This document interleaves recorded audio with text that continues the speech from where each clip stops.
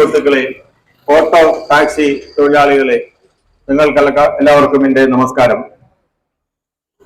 ആം ആദ്മി പാർട്ടിയുടെ സംസ്ഥാന കമ്മിറ്റിയുടെ ആഹ്വാനപ്രകാരം കേരളത്തിലെ 140 നിയോജക മണ്ഡലങ്ങളിലും ആം ആദ്മിയുടെ ഒരു പ്രചരണം ഞങ്ങൾ നടത്തിക്കൊണ്ടിരിക്കുകയാണ്. 2 ദിവസം മുമ്പ് തുടങ്ങി, ഇന്ന് 3ാമത്തെ ദിവസമാണ്. ഇന്ന് വൈകിട്ട് പാലായില് ഇതിന്റെ സമാപന സമ്മേളനം വൈകിട്ട് 5:30 നമ്മൾ കൂടുന്നതാണ്. ആം ആദ്മി പാർട്ടി ഇന്ന് നമുക്കറിയാം, മറ്റ് സംസ്ഥാന ഗവൺമെന്റുകൾ, മറ്റ് രാഷ്ട്രീയ പാർട്ടികൾ റോൾ മോഡലായിട്ട് കാണുന്ന ഒരു ഗവൺമെന്റ് ആണ് കേജ്രിവാളിൻ്റെത്. കേജ്രിവാളിനെ പലർക്കും അറിയാമായിരിക്കും, എന്നാലും ഞാനത് ഇൻട്രൊഡ്യൂസ് ചെയ്യുകയാണ്. അദ്ദേഹം 43 വയസ്സിൽ ഡൽഹിയുടെ മുഖ്യമന്ത്രിയായി. ഖരഗ്പൂർ IITയിൽ നിന്ന് മെക്കാനിക്കൽ എഞ്ചിനീയറിംഗിൽ ബിടെക് പാസ്സായി അസിസ്റ്റന്റ് ഇൻകം ടാക്സ് കമ്മീഷണറായിട്ട് ജോലി ചെയ്തിരുന്ന അദ്ദേഹം നമ്മുടെ രാജ്യത്തെ അഴിമതി കണ്ട്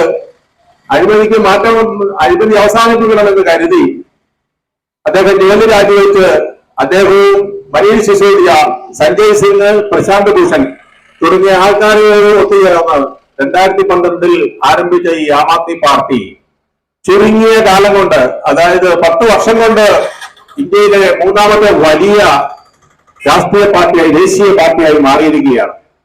ഇന്ന് 2 സംസ്ഥാനം ഭരിക്കുകയാണ്. ഡൽഹിയിൽ 3ാമത്തെ പ്രാവശ്യമാണ് അരവിന്ദ് കേജ്രിവാൾ മുഖ്യമന്ത്രിയായി ഭരിക്കുന്നത്. 70 സീറ്റിൽ 62 സീറ്റ് നേടിയാണ് ആം ആദ്മി ഭരിക്കുന്നത്. ആം ആദ്മിക്ക് മുന്നണിയില്ല. നമ്മൾ കേരളത്തിൽ ശ്രദ്ധിക്കണം, ആം ആദ്മിക്ക് മുന്നണിയില്ല. ആം ആദ്മി ഭരിക്കുന്നത് ഒറ്റയ്ക്കാണ്. പഞ്ചാബില് 117 സീറ്റിൽ 92 സീറ്റ് നേടിയാണ് ആം ആദ്മി ഭരിക്കുന്നത്. അവിടെയും മുന്നണിയില്ല. നിങ്ങൾ നോക്കണം, ഭഗവന്ത് സിംഗ് മാൻ അധികാരത്തിൽ വന്ന് 1 വർഷം കഴിഞ്ഞപ്പോൾ 12ഓളം ടോൾ പ്ലാസകൾ പഞ്ചാബിൽ പൂട്ടി എന്ന് പറഞ്ഞാൽ ജനങ്ങളുടെ പോക്കറ്റിൽ എന്തേറെ പണം വീഴും എന്ന് ഓർത്താൽ മതി.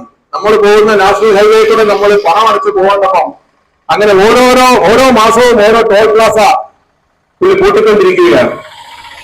പഞ്ചാബിലെ കടം, മുൻ സർക്കാർ വരുത്തി വെച്ച കടം ഈ വർഷം 20,000 കോടി രൂപ അധികം തിരിച്ചടച്ചിരിക്കുകയാണ്. അതായത് 2-3 വർഷം കൊണ്ട് പഞ്ചാബിലെ കടം ഇല്ലാതെയാക്കും.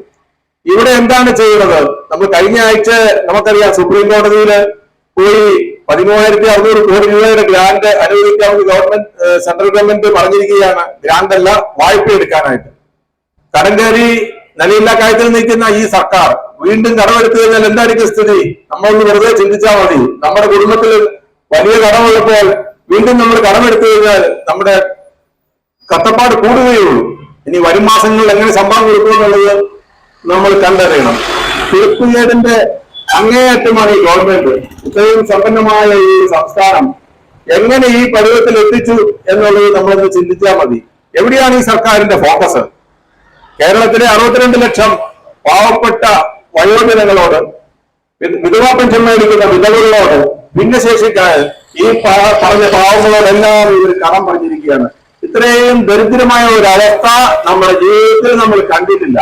നാട്ടിലൊന്നും പണം ചെലവഴിക്കുന്നില്ല. പദ്ധതി വിഹിതങ്ങളെല്ലാം പഞ്ചായത്തുകളിലും പലതും 30%-40% കിടക്കുകയാണ്. ജനങ്ങൾക്ക് തൊഴിലില്ല. നിങ്ങൾ നോർത്ത് നോക്കി, ആദ്യമായിട്ട് സിമെന്റിന്റെ വില വലിയ തോതിൽ കുറഞ്ഞിരിക്കുകയാണ്. എന്തുകൊണ്ടാണ് സിമെന്റിന്റെ വില കുറഞ്ഞത്? സിമെന്റ് മേടിക്കാൻ ആളില്ല, മേസ്ത്രിമാർക്ക് പണിയില്ല. അങ്ങനെ വലിയൊരു ദുരിതത്തിലാണ് നമ്മൾ കഴിയുന്നത്. കേന്ദ്ര ഗവൺമെന്റിന്റെ കാര്യം എടുത്തു കഴിഞ്ഞാൽ നമുക്ക് എപ്പോഴും കേന്ദ്ര ഗവൺമെന്റ്, പ്രധാനമന്ത്രി അദ്ദേഹം ഗ്യാരണ്ടി പറയാറുണ്ട്. മണിപ്പൂർ ഇലക്ഷൻ അദ്ദേഹം പറഞ്ഞു ഡബിൾ എഞ്ചിൻ സർക്കാർ വരും. നമ്മൾ കണ്ടു, ഇരട്ടി ശക്തിയിൽ അവിടെ നാശം വന്നു മണിപ്പൂര്. അവിടെ ഒരു കൊച്ചി സ്ത്രീയെ നഗ്നയായിട്ട് നടത്തിക്കൊണ്ടുപോയപ്പോൾ ലോകരാജ്യങ്ങളെല്ലാം പ്രതിഷേധിച്ചു, നമ്മളെല്ലാം നടുങ്ങി. പക്ഷെ 2.5 മാസം കഴിഞ്ഞാണ് നമ്മുടെ ബഹുമാനപ്പെട്ട പ്രധാനമന്ത്രി അത് സംബന്ധിച്ച് ഒരു കമന്റ് പറഞ്ഞത്. നാരീശക്തിയെ കുറിച്ച് എപ്പോഴും നമ്മുടെ പ്രധാനമന്ത്രി പറയാറുണ്ട്. എന്നാൽ നാരീശക്തി എന്ന് പറഞ്ഞാൽ സ്ത്രീയുടെ ശക്തി. ഇന്ത്യയിലെ ഏറ്റവും ശക്തയായ സ്ത്രീയാണ് സാക്ഷി മാലിക്. അതായത് ഗുസ്തിയിൽ ഒളിമ്പിക്സിൽ വെങ്കല മെഡൽ നേടി ഇന്ത്യയിൽ തിരിച്ചെത്തിയ ഇന്ത്യയിലെ ഏറ്റവും ശക്തമായ ആ സ്ത്രീ കഴിഞ്ഞ ആഴ്ച പറഞ്ഞിരിക്കുകയാണ്, ഞാനിനി ഗുസ്തിയിൽ നിന്ന് ഞാൻ പിൻവാങ്ങുകയാണ്. എന്തുകൊണ്ടാണ്? റെസ്ലിംഗ് ഫെഡറേഷന്റെ പ്രസിഡന്റ് ഋതുഭൂഷൺ ശരൺ സിംഗ് എന്ന് പറഞ്ഞ ആള്, അദ്ദേഹം BJPയുടെ ഐസർഗഞ്ച് എന്ന് പറഞ്ഞ UP-യിലെ ഒരു BJP MP ആണ്. അദ്ദേഹം ലൈംഗികമായി അപമാനിക്കാൻ ശ്രമിച്ചു എന്നും പറഞ്ഞ് ഒരു പരാതി കൊടുത്തിട്ട് 30 ദിവസം കഴിഞ്ഞിട്ടും ഡൽഹി പോലീസ്, അതായത് കേന്ദ്ര ഗവൺമെന്റിന്റെ കീഴിലുള്ളതാണ് ഡൽഹി പോലീസ്, ഡൽഹി സർക്കാരിന്റെ കീഴിലല്ല, അവരൊരു എഫ്ഐആർ ഇടാൻ അവർ തയ്യാറായില്ല. അവസാനം അവർ സുപ്രീം കോടതിയിൽ പോയിട്ടാണ് ഈ ബിജുഭൂഷണെതിരെ ഒരു എഫ്ഐആർ ഇട്ടത്. അപ്പൊ നാരി ശക്തി എന്ന് പറയുന്നു, പക്ഷെ ശരിക്കുള്ള ശക്തിയുള്ള നാരി അശക്തിയായിപ്പോയി. കഴിഞ്ഞ ആഴ്ചത്തെ പത്രത്തിൽ നമ്മൾ വായിച്ചതാണ്. ഞാൻ ഇനി ഗുസ്തിയിൽ വിരമിക്കുകയാണ്. സാക്ഷി മാലിക്ക് നമ്മുടെ ഇവിടുത്തെ നാട്ടിലെ സ്ത്രീകളുടെ എല്ലാം ഒരു റോൾ മോഡലായിരുന്നു. ഇതാണ് പറയുന്നതെന്ന് പ്രവർത്തിക്കുന്നതെന്ന്.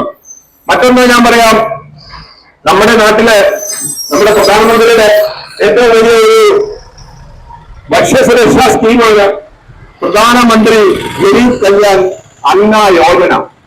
അതിനകത്ത് നമ്മുടെ സർക്കാർ ഏറ്റവും അഭിമാനത്തോടെ പറയുന്നത് 81.5 കോടി ജനങ്ങൾ, അതായത് 140 കോടി ജനങ്ങളുള്ള നമ്മുടെ രാജ്യത്ത് 57%, അതായത് 81.5 കോടി ജനങ്ങൾക്ക് ഞങ്ങൾ ഭക്ഷണം, ഭക്ഷ്യധാന്യങ്ങൾ, അതായത് 5 കിലോ ധാന്യവും 1 കിലോ ദാലും പരിപ്പും നമ്മൾ കൊടുക്കുകയാണ്. ഇതിന്റെ അർത്ഥം എന്താണ്? സ്വാതന്ത്ര്യം കിട്ടി 76 വർഷം കഴിഞ്ഞിട്ടും 57% ജനങ്ങള് ഒരു തരത്തെ ഭക്ഷണത്തിന് വകയില്ലാതെ നമ്മുടെ രാജ്യത്ത് വിഷമിക്കുന്ന ഒരു അവസ്ഥയാണ് നമ്മൾ കണ്ടുകൊണ്ടിരിക്കുന്നത്. ഈ രീതിയിൽ നമ്മൾ നോക്കുമ്പോൾ ഡൽഹി സംസ്ഥാനം ഭരിക്കുന്ന ആം ആദ്മി പാർട്ടി, കേജ്രിവാള് ഒരു ക്ഷേമരാഷ്ട്രം കെട്ടിപ്പടുക്കാനായിട്ട് അദ്ദേഹത്തോട് അദ്ദേഹം ചെയ്യുന്ന കാണിച്ചു തന്നിട്ടാണ് നമ്മൾ ചെയ്യുന്നത്. അദ്ദേഹം പുസ്തകത്തിൽ പറയുകയല്ല, അദ്ദേഹം നമ്മളെ ശരിക്കും കാണിച്ചു തരികയാണ്. ഇവിടുത്തെ സബ്ജക്റ്റുകൾ നമുക്കറിയാം. കർണാടകത്തില് 2 മാസം മുമ്പ് കോൺഗ്രസിന്റെ സർക്കാർ വന്നു. അവര് കേജ്രിവാൾ എന്തെല്ലാം പറഞ്ഞിരിക്കുന്നു ആ കാര്യങ്ങളാണ് കർണാടകത്തിലെ ഇലക്ഷന് പ്രകടന പത്രികയിൽ പറഞ്ഞിരുന്നത്. 200 യൂണിറ്റ് കറണ്ട് ഫ്രീ, വെള്ളം ഫ്രീ എന്നൊക്കെ പറഞ്ഞ്. അപ്പൊ റോൾ മോഡലായിട്ടുള്ള കേജ്രിവാളിന്റെ ഭരണം നമ്മൾ കേരളത്തിൽ കൊണ്ടുവരണം. കേരളത്തിന് നല്ല വിദ്യാഭ്യാസമുള്ള ആൾക്കാരാണ്, കാര്യങ്ങൾ പറഞ്ഞാൽ മനസ്സിലാവും. നമ്മള് LDF UDF എന്നും പറഞ്ഞുകൊണ്ടിരിക്കാതെ നമ്മൾ എന്തെല്ലാം പുതിയ സംവിധാനങ്ങൾ, ഫേസ്ബുക്ക്, വാട്സാപ്പ്, പുതിയ ഫോണുകള്, പുതിയ കാറുകൾ, ഇതെല്ലാം നമ്മൾ കാണുന്നുണ്ട്. അതുപോലെ നമ്മൾ പുതിയ രാഷ്ട്രീയം നമ്മൾ മനസ്സിലാക്കണം. നല്ല രാഷ്ട്രീയമാണ് നമ്മളതിന് സപ്പോർട്ട് ചെയ്യണം. നമ്മൾ എന്തിനാണ് മനസ്സിലാക്കുന്നത്? ഇപ്പോൾ ഉള്ളതിനേക്കാളും ഒരു ഗതികെട്ട സ്ഥിതി നമുക്കിനി വരാനില്ല.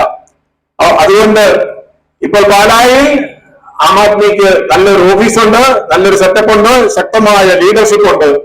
ആം ആദ്മി പാർട്ടിയിൽ നിങ്ങൾ കൂടുതൽ അംഗത്വം എടുക്കണം. ആം ആദ്മി പാർട്ടിയെ കൂടുതൽ സപ്പോർട്ട് ചെയ്യണം.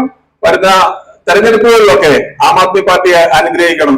ഇവിടെ നമുക്ക് നല്ലൊരു പ്രസംഗം നൽകി നമ്മളെ അനുഗ്രഹിച്ച ശ്രീ ബെന്നി പുളിക്കലിന് ആം ആദ്മി പാർട്ടിയുടെ പേരിൽ നന്ദി അറിയിക്കുകയാണ്.